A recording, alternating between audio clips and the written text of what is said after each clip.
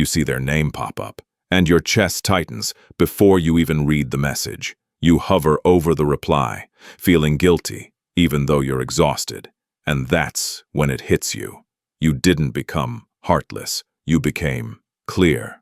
In the last video, we talked about social burnout and how canceling plans can feel like oxygen when your system is overloaded. That wasn't you being lazy. That was your body asking for space. And once you get a taste of that space, something changes. You start noticing who costs you your peace. Not in a dramatic way, more like your body starts whispering, "Please, not that again." So if you've been cutting people off faster than you used to, or you stop replying and you don't even miss it. This video isn't here to shame you. It's here to help you understand what might be happening inside you and how to do it with clarity, instead of guilt. Sometimes cutting people off isn't an attitude. It's a regulation strategy. When you've spent years over-giving, over-explaining, over-managing other people's moods, your nervous system starts treating certain relationships like a loud room with no exit. And then one day, you find the exit, and your body remembers. We're going to walk through a few quiet signs. This isn't you becoming mean. It may be you becoming more honest. And for each one, I'll give you one small, gentle step, so you're not swinging between extremes. Let everyone in, or shut everyone out. And the first one is subtle, because it doesn't feel like anger. It feels like your patience finally running out. Bete uom. The first sign is this.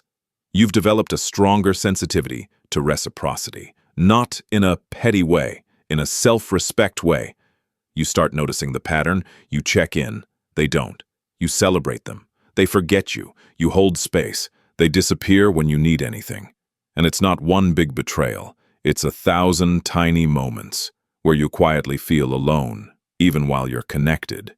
You send a thoughtful message, not long, just kind, you get back, LOL, or a thumbs up, or nothing, and for the first time you don't chase it. You just notice the silence in your body. Here's the line to remember. If the relationship only works when you shrink, it's not connection, it's containment. This doesn't mean you're too sensitive. It may mean you finally trust your own experience.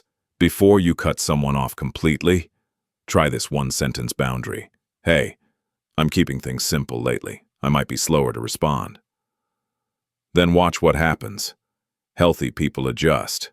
Unhealthy dynamics pressure you. And if you're thinking, but I don't even want to explain anymore, that's not laziness. That's the second sign. The second sign. You're losing interest in relationships that require you to perform. Some people only like you when you're the easy one, the funny one, the helpful one, the one who never needs anything. And maybe you played that role for years because it kept the peace, it kept you included, it kept you safe. But after burnout, the performance feels expensive. You get invited somewhere, and you already know the script.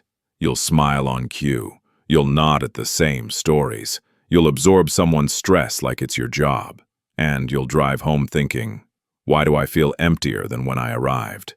Here's the line to remember. Peace isn't proof you're cold, it's proof you were overloaded. Canceling isn't always avoidance. Sometimes it's your nervous system choosing recovery.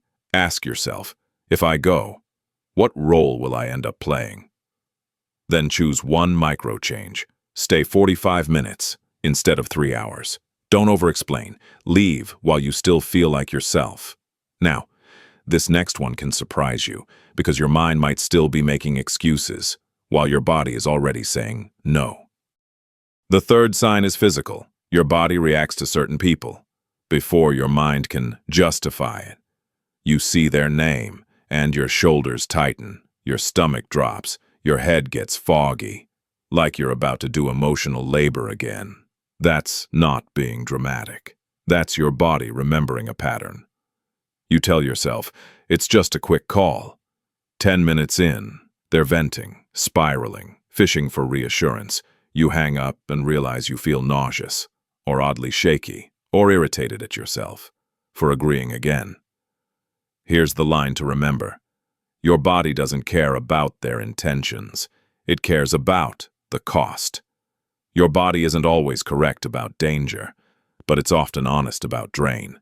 So try a body check before you reply. One hand on your chest, one hand on your belly. Ask, do I feel open or braced? If you feel braced, you're allowed to respond later, or shorter, or not at all. And once you start listening to your body, your pattern recognition gets sharp, fast. That's the fourth sign. The fourth sign, your pattern recognition got sharper. You don't need 10 chances anymore. Not because you're unforgiving, because you've learned where certain patterns lead. Consistent flakiness, subtle disrespect, guilt tripping, I miss you messages that only show up when they need something. And once you see it, you can't unsee it. They disappear for months, then return with, hey stranger. Old you might have felt hopeful. New you feels neutral because you recognize the cycle. Here's the line to remember. Clarity feels like coldness to people who benefited from your confusion. You're not negative, you're realistic. Instead of an immediate cut-off, try a slow-down boundary, reduce access without announcing it, shorter replies, less personal information, and notice. Do they respect the shift or push against it? People who value you meet you with steadiness. People who value your usefulness demand your old version back. Now here's the one that keeps people stuck, even after they finally feel peace. Guilt. Sometimes you pull back, and you feel peace. And then guilt shows up, like it's trying to drag you back. Because your brain learned a long time ago. Peace is selfish, rest is lazy, boundaries are mean. But what if guilt is just an old alarm system that goes off whenever you stop abandoning yourself? Here's the line to remember. Guilt isn't always a moral signal. Sometimes it's just a nervous system. Habit. Guilt can mean, I did something wrong, or it can mean, I did something new. So when guilt hits, try this question. Am I doing something wrong, or just doing something new? And let that be enough for today. And before we end, I want to give you a 60-second reset, so your body can feel safer with the space you've created. Let's do this together, right now. Sit back if you can. Unclench your jaw, drop your shoulders, even 1 centimeter. Inhale gently through your nose for 4. 1, 2, 3, 4. Hold for 2. 1, 2.